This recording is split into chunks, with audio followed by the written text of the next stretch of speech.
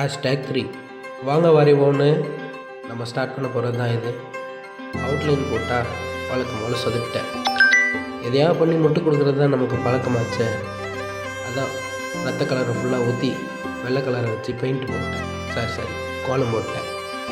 சரி நம்ம கம்போஸ் பண்ணதை எப்படியும் சும்மா விடுமோ அப்படின்னு சொல்லி பின்னாடி திருப்பி வரைய ஆரம்பிச்சிட்டோம். இது நம்ம ஆல்ரெடி பண்ணோம்ல ஒரு 3 பேகு. அதை பார்த்துட்டு அவங்க ஃப்ரெண்டு ஒருத்தங்களுக்கு பர்த்டே கிஃப்டாக கொடுக்கணும்னு ஒருத்தங்க கேட்டிருந்தாங்க.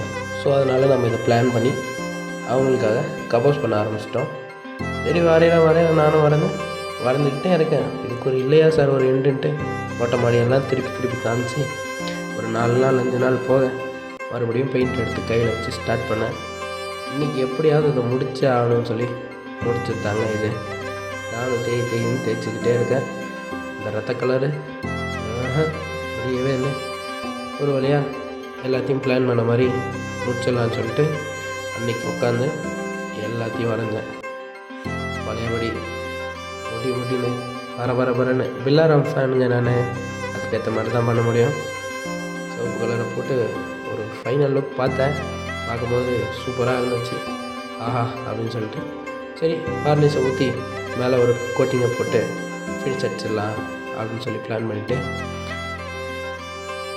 முடித்த பிறகு அவங்களுக்காக சின்னதாக நம்ம ஏதாவது ஒரு கிஃப்ட் தரணும்னு சொல்லிட்டு ஒரு கம்மல் அதையும் போட்டு பேக் பண்ணி ஃபுல் பேக்கிங்க கிஃப்ட் கவர் போட்டு நேம் கார்டு கூட அடித்து கொடுத்துட்டேன். அந்தளவுக்கு கஷ்டமாக இருக்குது.